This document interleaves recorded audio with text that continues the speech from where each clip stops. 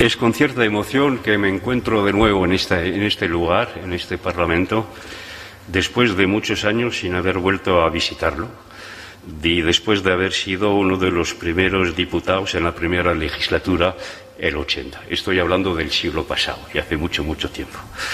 Como ha dicho la presidenta, mi recorrido está más bien identificado con la Unión Europea, sus causas, la causa europea, la integración europea, pero siendo un hijo del exilio, siempre hemos guardado esa relación privilegiada con Euskadi y con su gente, y no tiene sentido la lucha para la integración europea si uno no está profundamente arraigado en su propio pueblo y en su propia tierra. Creo que la fuerza de la idea federalista es el hecho de tener muy claro cuál es su propia identidad, para pasar justamente a compartir otras identidades más amplias, porque no puede un ser humano definirse únicamente con una identidad sola. Hace 2 años, el presidente de la Comisión, entonces, Jean-Claude Juncker, hizo un discurso importante para mí en el Parlamento Europeo, antes de lanzar la campaña electoral de hace 2 años, donde declaraba que la Unión Europea sufría de una crisis existencial.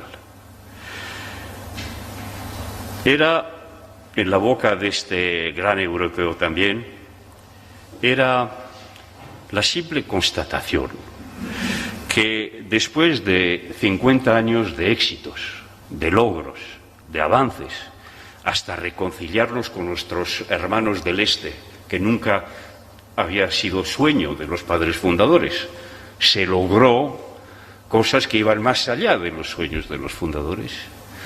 Y después de 50 años de estos logros, éxitos, la Unión Europea llevaba 10 años, dijo Juncker, acumulando retrocesos, bloqueos y un montón de dificultades. Estábamos en vísperas de las elecciones y había un temor por parte de todos los partidarios europeístas de que el edificio se estaba fragilizando y que teníamos muchos peligros de romperlo.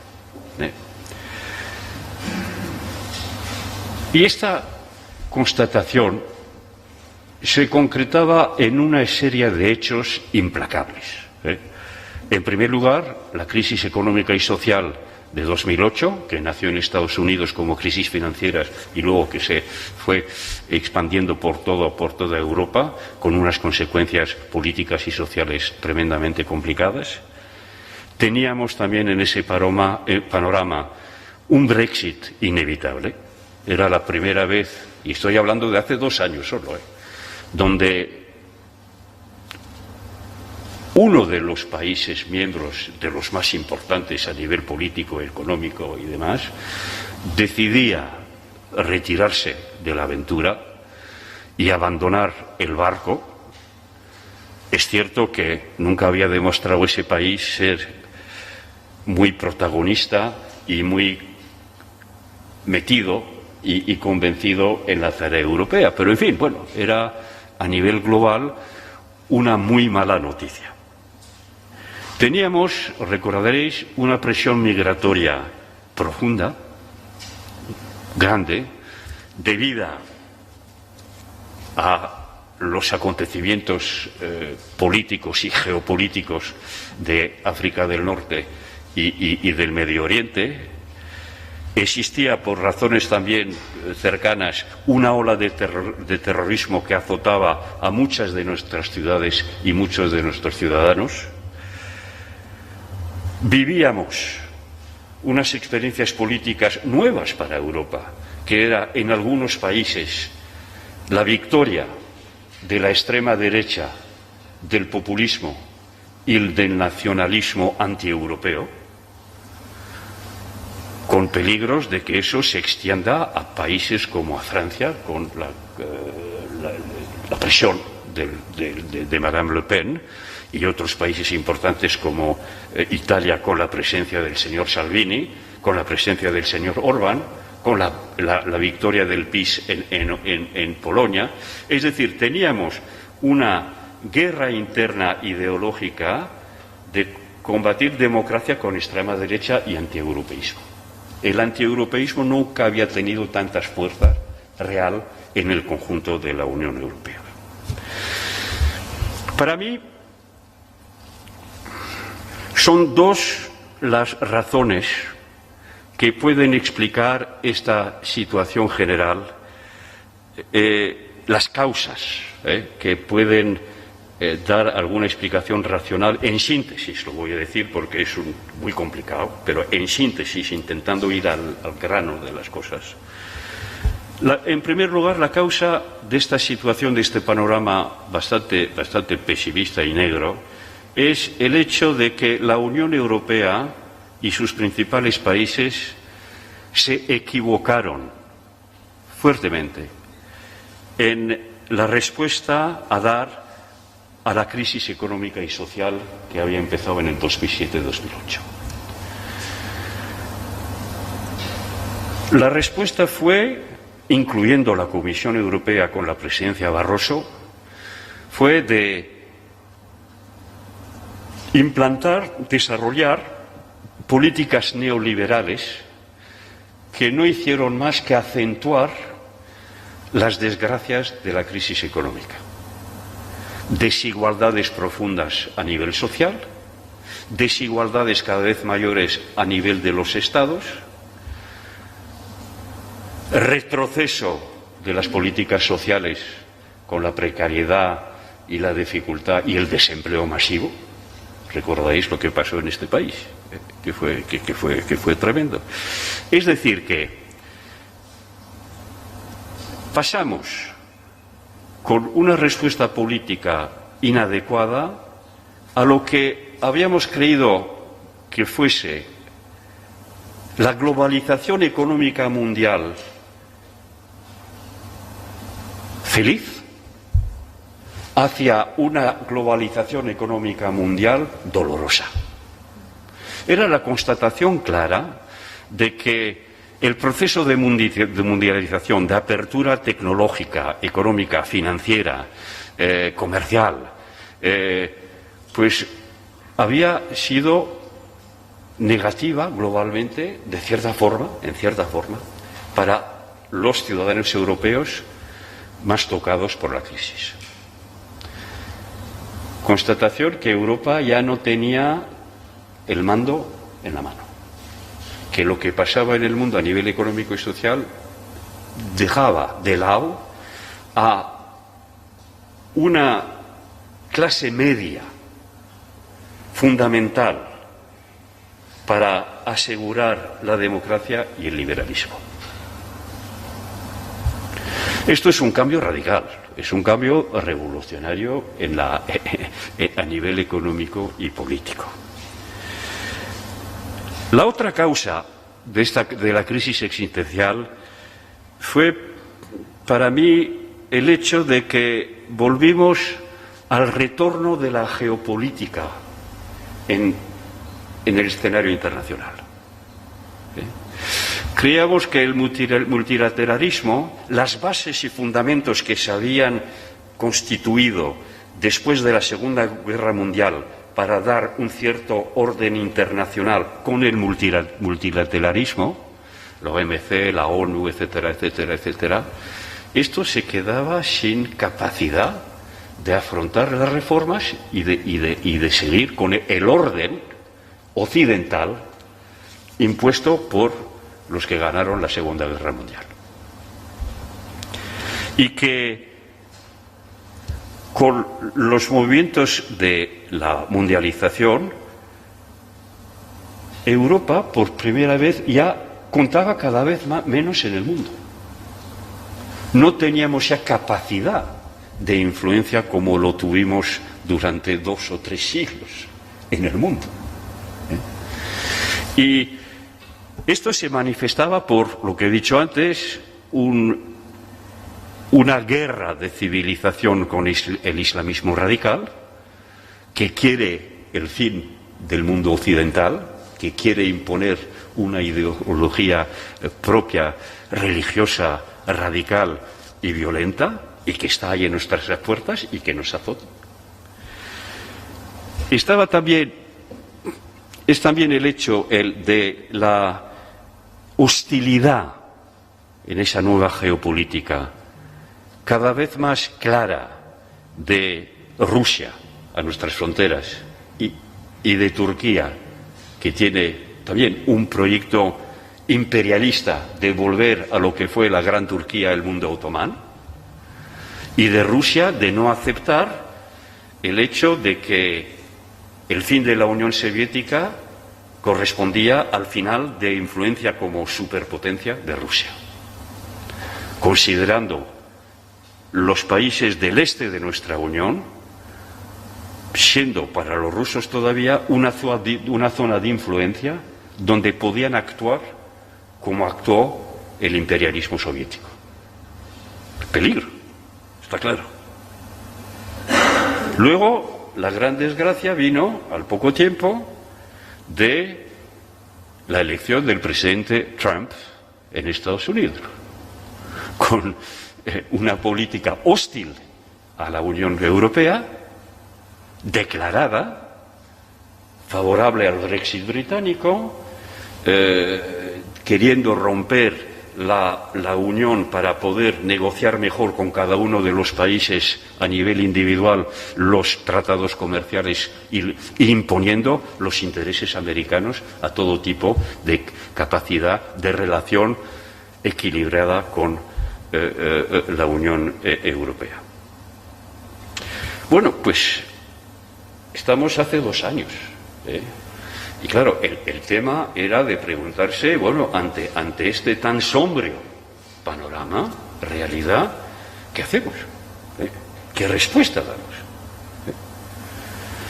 Hubo un respiro con las elecciones europeas, donde, a pesar de lo que temíamos, tuvimos la sorpresa de tener más participación de lo previsto en las elecciones, es decir, una movilización ciudadana mayor de lo que se creía, y también una victoria en estas elecciones de las fuerzas proeuropeístas y un cierto parón a los antieuropeos, con ciertos cambios de equilibrios, pero bueno, las fuerzas conservadoras, demócratas cristianas, socialistas, verdes y liberales eran lo que representaba la mayoría de ese Parlamento y nos permitía pensar que todo no se iba a desmoronar, que todo no se iba a caer en pedazos y que podíamos, en base a esa realidad política proeuropeístas, seguir y poder, pues, hacer camino en una buena dirección. Yo recuerdo hace 1 año y medio, creo, no estoy seguro ya de la fecha, pero recuerdo un discurso importantísimo de Emmanuel Macron, presidente de la República Francesa, en la Sorbona, donde hizo un análisis global de la situación y de lo que se podía decir. Y dijo una cosa fundamental, que para mí debe servir de base de todo lo que podemos hacer en el futuro. Dijo: la Unión Europea es más que nunca necesaria para un futuro de bienestar, de paz y de democracia. Ante los graves peligros y desafíos, solo una Unión Europea fuerte nos permite ser optimistas. Era como una toma de conciencia de que, a pesar del panorama complicado, difícil, negativo, teníamos capacidad seguramente de echar para adelante y de ir para allá. Y yo creo que cuando dice Macron que Europa es más necesaria que nunca desde la Segunda Guerra Mundial, yo creo que se empieza su análisis definiendo los retos, desafíos, peligros que cada uno de nuestros estados tiene que afrontar para su ciudadanía. Digo estados, pero digo también regiones, autoridades locales y tal. ¿Cuáles son la responsabilidad de los políticos a diferentes niveles de nuestra sociedad para lograr que sigamos en una sociedad, en sus propios ámbitos, de libertad, de bienestar, de paz, de seguridad? Y yo creo que, fundamentalmente, creo en el futuro de Europa, aunque no sea del todo optimista, pero creo en un futuro mejor de Europa, porque justamente estos retos y peligros hoy en día están claramente identificados, y estos peligros y retos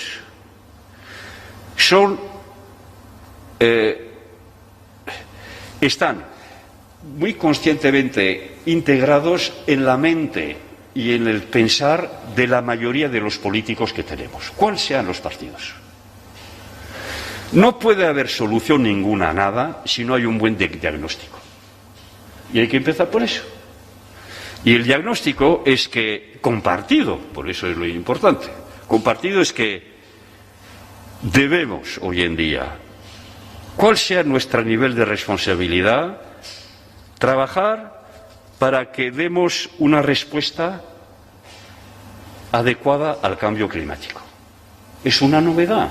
Existía militancia, fuerzas políticas, los verdes, no han nacido ayer, es decir, que llevan en ciertos lugares de Europa una lucha desde hace mucho tiempo, pero la conciencia ya se ha vuelto mayoritaria.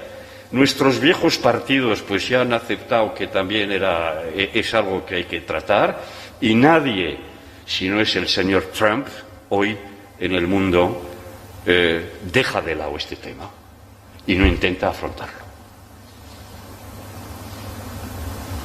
China está involucrada, Rusia está involucrada. Hoy Biden ha vuelto al Acuerdo de París tan importante, y la Unión Europea ha tomado conciencia desde hace tiempo de la necesidad de poner en marcha unas cuantas reformas para dar respuesta a este reto. Y puede la Unión Europea, puede seguramente tener cierto liderazgo a nivel mundial en este tema, por la conciencia que tiene y por las medidas que ya se han tomado y los objetivos que ha tomado la Unión Europea hace unas semanas de la neutralidad carbono en 2050. Primer reto. Segundo reto, respuestas a las desigualdades crecientes con la crisis y la pandemia también, que estamos viviendo, que van a dejar una huella muy dura, acentuando las desigualdades sociales, de clase y territoriales, dentro de cada uno de los estados y de la Unión Europea. No habrá Unión Europea si no hay cohesión económica y social que permita ejercicio de solidaridad para mantener ese deseo conjunto, ese deseo de vivir juntos. ¿Qué es la extrema derecha? Pues es eso, es el hecho de prometer a gente que va a tener una solución a nivel nacional y acentuando las diversidades internas de los países y asimismo no permitiendo una democracia que funcione correctamente. Reto de la igualdad relativa, claro, es fundamental, si no vamos hacia crisis fuertísimas que tocarán nuestras propias democracias. Lo vemos en este país con las elecciones que hemos tenido hace unos días en algunos lugares. Luego, otro reto es el cambio revolucionario tecnológico que tenemos. Con la sociedad digital, con la inteligencia artificial, que van a profundamente cambiar el tipo de trabajo de la gente, las relaciones sociales dentro de la economía,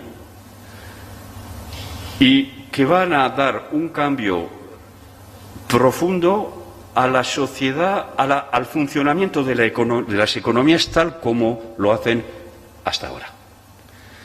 Nos enfrentamos de aquí a 10 años con la 5G, en fin, cantidad de cosas, no puedo entrar en detalles, pero nos vamos hacia una revolución profunda, tecnológica, que va a crear muchos problemas.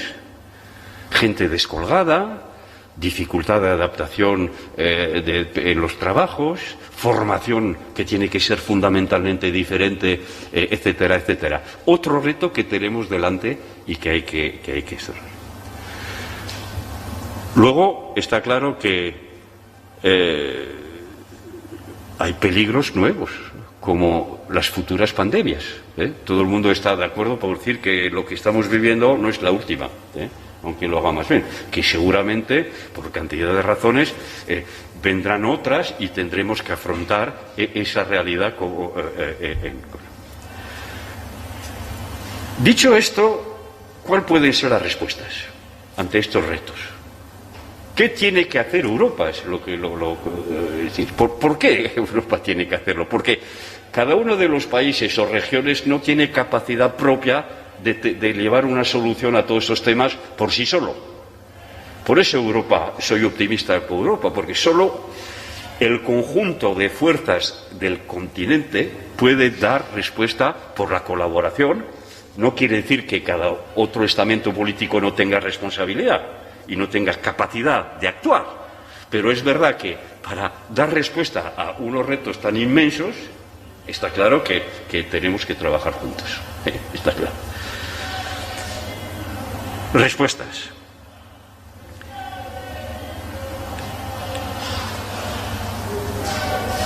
A nivel interno, ya he mencionado algunos puntos. A nivel externo, quisiera decir que debemos construir una política exterior y de defensa que no exista hasta ahora para dar respuesta a la bipolarización imparable que tenemos a nivel mundial, con el bloque, la bipolarización de China y de Estados Unidos. ¿Sí? Y está claro, como oía antes de esta intervención lo del Pacífico, que decía el compañero, pues está claro que el mundo, la fuerza del mundo, la energía, el mando se desplaza hacia el este, y que esta rivalidad que no va a cesar, que se va a desarrollar aún cada vez más entre China y Estados Unidos por la hegemonía en tecnología, en política, en capacidad militar, puede dejar de lado absolutamente a Europa y puede desplazarnos totalmente para que ya no seamos nada en el mundo, o por lo menos que no tengamos capacidad de influir sobre las grandes decisiones globales. Esto es otro reto al cual hay que dar respuesta, y se da respuesta con una política exterior y de defensa. Otro tema es recomponer el multilateralismo, que ha sido el mejor instrumento para intentar gestionar lo menos mal posible un mundo tan complicado, tan brutal y tan violento.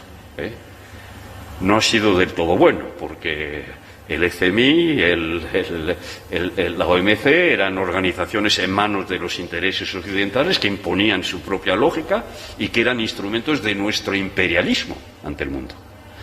Está claro que debemos reformar este sistema multilateral para dar más cabida a otros países y otras fuerzas, como la reforma de la ONU es fundamental, pero claro, tenemos que ser partícipes a ese cambio, pero para mantener esas estructuras de organizaciones internacionales y de multilateralismo que son la mejor garantía para evitar desastres mayores y enfrentamientos militares.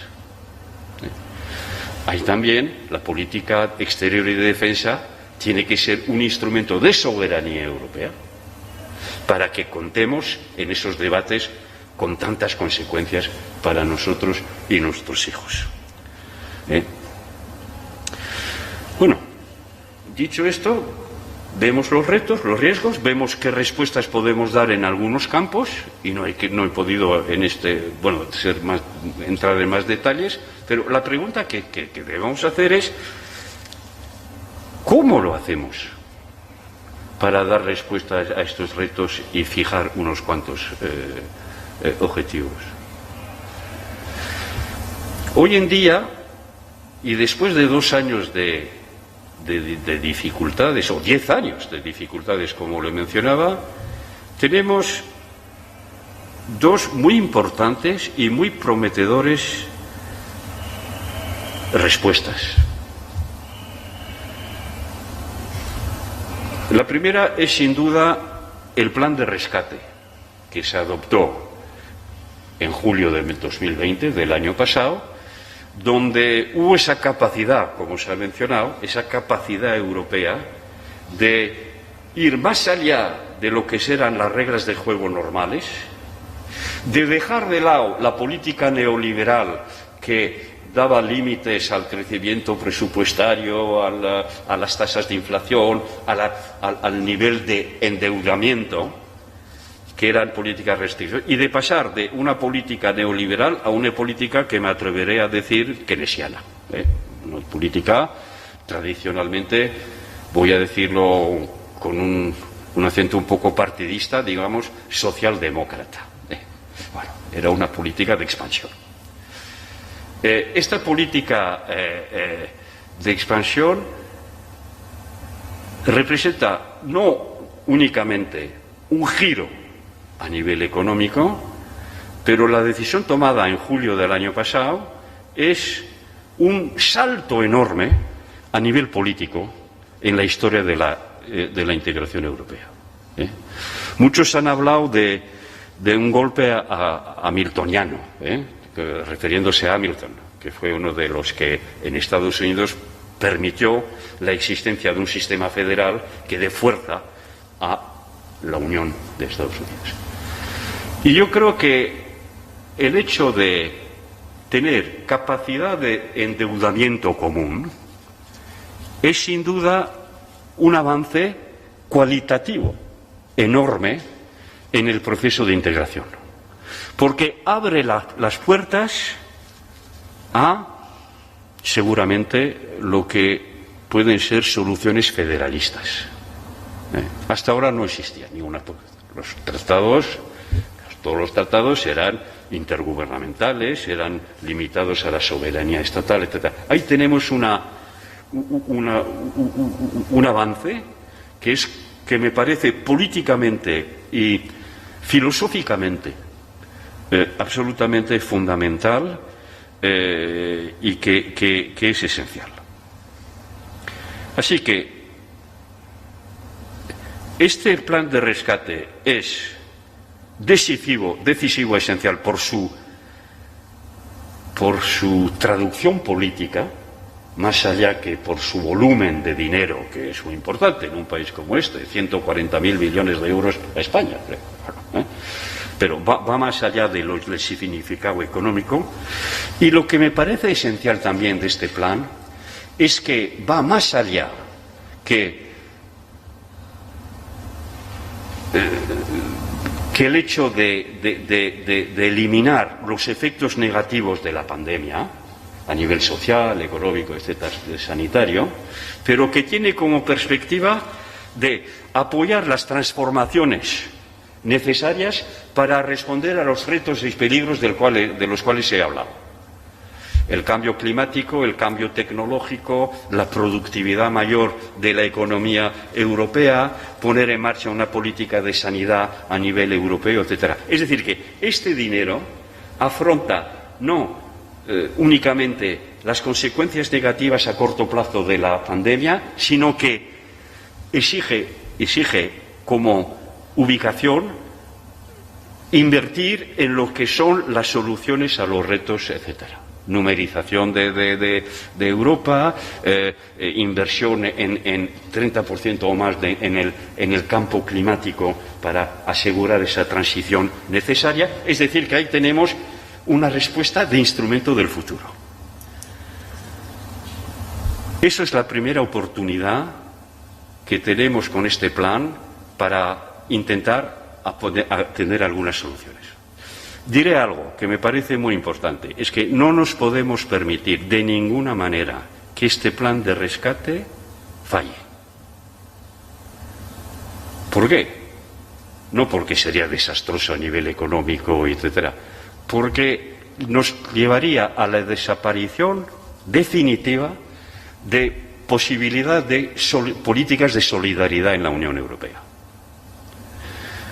Los alemanes, holandeses, escandinavos y demás, que aceptan mutualizar la deuda para economías más frágiles, nunca aceptarán volver a hacer este sacrificio y jugar el papel de solidaridad si ese plan de rescate no funciona. Así que la responsabilidad del Estado, de las regiones, de las autoridades locales, de las empresas, todos los que van a tener capacidad de ejercer y de utilizar estos fondos, es absolutamente enorme. Es absolutamente enorme. Y si de verdad tenemos capacidad de hacerlo bien, todos, yo creo que daremos una clave positiva para abrir la puerta de futuros recursos propios, que es otro tema fundamental para que la Unión Europea tenga más capacidad financiera en el futuro para financiar nuevas políticas o otras políticas. Está ahí. Y bueno, pues no, en este momento, francamente, no veo en todos los estados o estamentos públicos esa conciencia de esa necesidad absoluta de hacerlo bien y de controlar.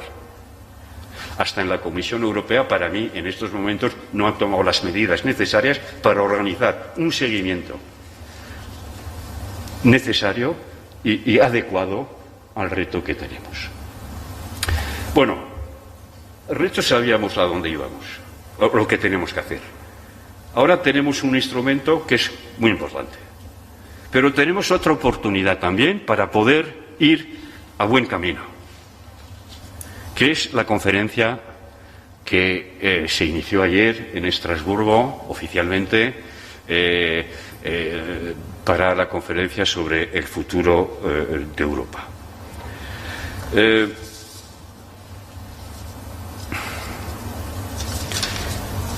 Creo que esta conferencia tiene dos objetivos. La primera es diseñar, fijar, enunciar lo que tiene que ser la Europa dentro de 20 años. ¿Qué Europa queremos? ¿Con qué valores? ¿Cambiamos los valores tradicionales o añadimos otros o los cambiamos? ¿Cuál va a ser la identidad europea en un mundo cada vez más hostil, difícil y brutal? ¿Qué van a ser los valores que requieren defensa fuerte por nuestra parte? Es muy importante. Y luego, ¿qué ambiciones políticas podemos tener a nivel de políticas y de actuaciones? Es decir, que un debate de definición de lo que tiene que ser Europa, que es muy preciso, porque llevamos 15 años en un mundo muy cambiante sin haber tenido la oportunidad en Europa de plantearnos de nuevo el tema de las finalidades. Desde el fracaso en 2005 de la Constitución Europea, del proyecto de Constitución Europea, no hemos tenido capacidad de nuevo de pensar entre nosotros en un mundo que cambiaba, como lo he dicho, de forma brutal, internamente y externamente, bueno, oye, ¿qué queremos? ¿A dónde vamos? ¿Qué compartimos? ¿Qué defendemos? ¿Cuál es el interés entre el polaco y el español, entre el vasco y el escocés? Bueno, esto es lo que está en juego. Porque sin visión no habrá capacidad de movilizar a la juventud y a la ciudadanía necesaria, la que va a tener que construir la Europa de mañana. Ese es el primer objetivo que veo como importante. El segundo es el de reflexionar sobre qué instrumentos y medios jurídicos y financieros son necesarios para lograr el éxito de la visión que hemos planteado. Y yo creo que son las dos cosas fundamentales que tienen que ser desarrolladas y no meter en este tipo de diálogo y de debate todo tipo de otros problemas que nos apartan de lo esencial.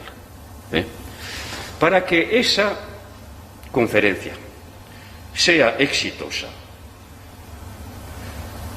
yo creo que se requiere algunas condiciones. La primera es que no entremos en debates utópicos, demasiado ideológicos. Yo creo mucho en los debates entre políticas de derecha y políticas de izquierda, porque es una fractura que existe en nuestras sociedades, claro. Y hay clases que no tienen la misma situación en el poder político. Está claro. Eso sigue siendo una realidad política que tiene que afrontar cada región, cada estado, cada ciudad. Bueno, pero a nivel europeo me parece que ideologizar con esa fractura izquierda-derecha el debate nos conduce a situaciones de bloqueo que no nos permitan ver lo que para mí es esencial como tratamiento de temas. Creo que en ese debate debemos tener también una capacidad de ser pragmáticos. Todo no se resuelve en 20 años. La historia de la integración europea es una historia de crisis, de superación de crisis y de saltos. Todo no se hace en un momento dado y hay que tener la capacidad política y el rigor intelectual para decir esto no se resuelve. Hay temas que no se resuelven en este periodo. Ya veremos. Vamos a lo esencial. Esto es una condición. La otra condición es que tenemos que mejorar nuestros instrumentos jurídicos y financieros. Europa tiene un problema gordísimo hoy en día y que se revela cada vez más claramente para el mundo, es que tiene un proceso de decisión que es lentísimo y una burocracia que impide dar respuesta rápida a unos problemas dados. Lo ha hecho bastante bien con la crisis sanitaria. Lo hemos hecho bastante bien. Y eso para mí ha sido una sorpresa. Que una comisión sin capacidad, por la conozco de dentro, profesional, ha sido capaz en poco tiempo de dar una respuesta, aunque ha habido fallos, pero en fin, eso es normal. Pero lo que es, si queremos asegurar el día de mañana una soberanía europea, es decir, una capacidad propia de defender nuestros intereses y valores, de poner en marcha políticas que nos interesen y defienden nuestros intereses, solo se puede hacer si hay una agilización del proceso de decisión. Está clarísimo. Y esto entra, claro, en el tema de la política exterior, entra también en el tema de la política fiscal, que es tan importante para asegurar la fuerza de la Unión Económica y Monetaria y la fuerza del euro. No es posible tener en el mundo que vivimos un euro que sea del día de mañana un protagonismo mayor de las finanzas internacionales si no tenemos una capacidad de cooperación fiscal mayor con decisiones a la mayoría y no decisiones con unanimidad. Y esto es un tema clave. Podríamos pasar con el ejercicio de esta conferencia en algunos campos fundamentales, tener decisión a la mayoría relativa y no a la unanimidad, si lo logramos hemos dado un salto enorme. Soy pesimista en este tema, porque las correlaciones de fuerzas políticas demuestran claramente que hay muchos estados o familias políticas que no quieren en absoluto ceder esta soberanía para que se les imponga una mayoría relativa a la cual no han participado. Y por eso tendremos que hacer todo lo posible para lograr el objetivo, que es romper la unanimidad, pero por otra parte pensar en algunas soluciones diferentes que permitan que sean cooperaciones reforzadas o que sean decisiones de un núcleo que no sean los 27, de tomar algunas decisiones que impliquen no toda la familia, sino una parte de la familia con capacidad para los demás de volver, lo que hicimos con el euro, lo que hicimos con Schengen, lo que hicimos con otras cosas. Ahí tendremos seguramente que ser bastante pragmáticos para permitir que avancemos. En fin, ya veremos. Porque en el fondo, más allá de esta conferencia, se plantea el tema fundamental: ¿es posible una Europa política con 27 o no? Hoy en día yo creo que no. Hoy en día y mañana. Y creo que en eso sigo el pensamiento de Jacques Delors, que era de una Europa diferenciada, que en algunos aspectos unos cuantos países acepten ceder soberanía propia para el bien común y que sean un poco la locomotora de lo que puede ser los avances. Bueno, eso es un tema. Otra condición de éxito para esta conferencia es lo de la movilización social y ciudadana. Los Estados han impuesto la organización y los órganos de funcionamiento de esta conferencia. Hemos tardado un año en poner en marcha. ¿Por qué? Por razones de diferencias de personalidades, de confrontación de instituciones. El Parlamento quería tener más protagonismo, etcétera, etcétera, etcétera, etcétera. Ahora tenemos un esquema que no es perfecto, un esquema de gobernanza de la reforma que no es perfecto, pero en fin, que está ahí y tenemos que aprovechar. Y es importantísimo que al lado de estos órganos haya una movilización de la ciudadanía para que aporte ideas, que aporte propuestas y que aporte también presión política hacia los órganos que tienen que decidir. Hay una primera batalla que es quién entra en la asamblea plenaria de la conferencia, que es muy importante. Y ahí yo estoy de acuerdo con lo que dijo hace unos días el Lehendakari, que las regiones con capacidad legislativa tienen que estar representadas en los órganos y seguramente en la asamblea plenaria, por ejemplo, porque es dar más democracia al proceso y permitir que estamentos políticos responsables tengan capacidad de influencia. Es importante. Pero más allá de esta mejor representación política a nivel de los estados, regiones y demás, es importante que los ciudadanos, y si es posible la juventud, lo sea. Y esto, claro, es tarea de mucha gente y en particular de los federalistas, de intentar justamente provocar esos debates. Pero yo diría aquí, me atrevería a decir aquí, que sería necesario hacer un llamamiento a todos los órganos políticos públicos que tienen influencia en el territorio europeo para que se comprometan a organizar esos debates, que se comprometan a poner medios para que esos debates sean posibles, a través de las redes sociales, del Internet, de lo que sea. Pero que haya un compromiso que no puede ser ideológico, que es decir, bueno, señores, aquí tenemos una oportunidad de mejorar las cosas y de responder a verdaderos problemas, como organismo público elegido democráticamente por el pueblo, pido y hago para que los debates se organicen por temas, se puede hacer miles de cosas.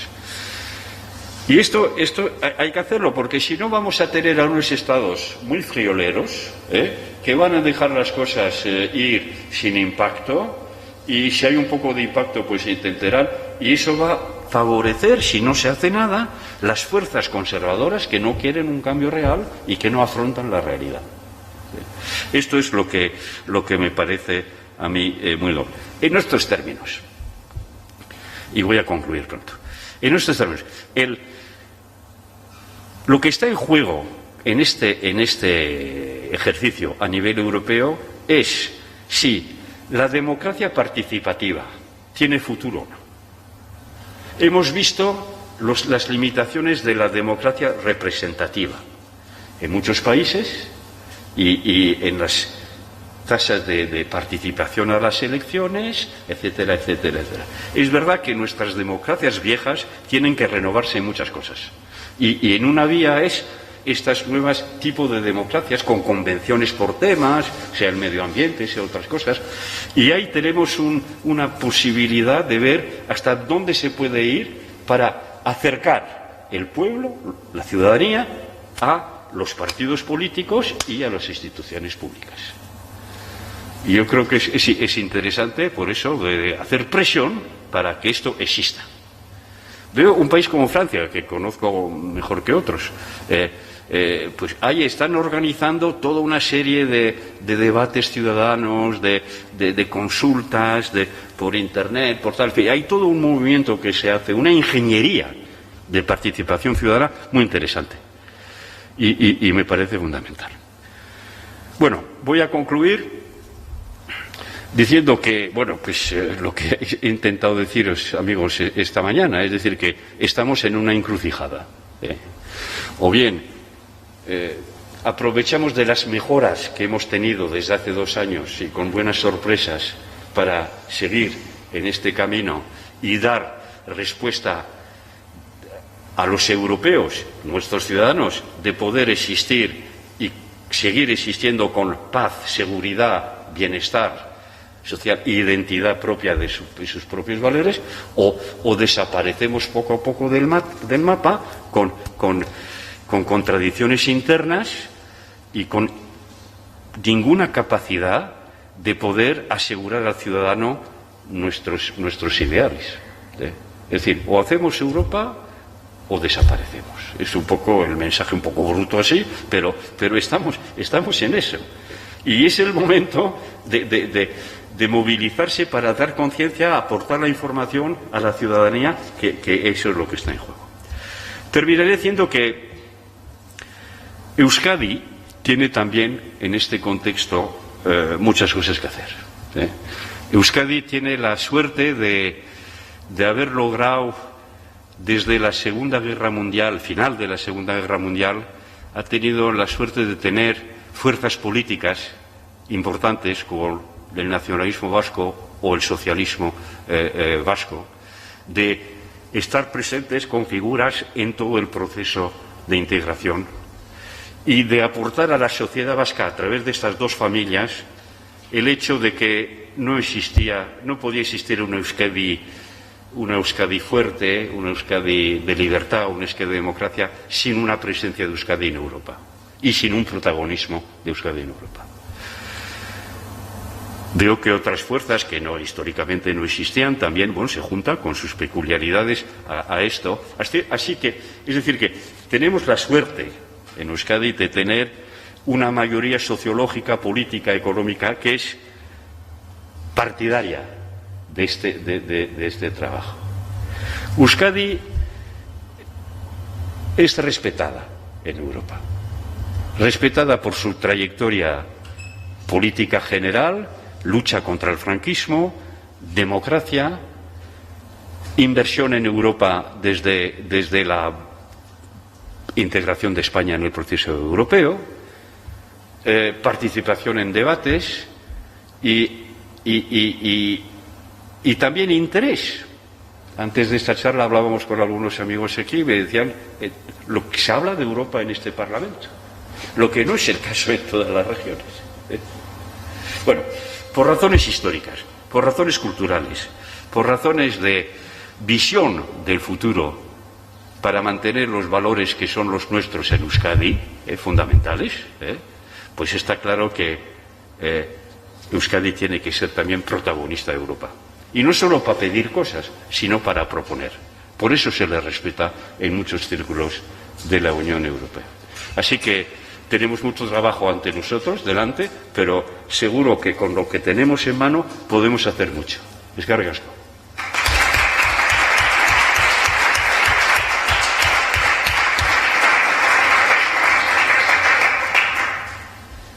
Eskerrik asko, Eneko, por ponernos las pilas, ayudarnos con el diagnóstico.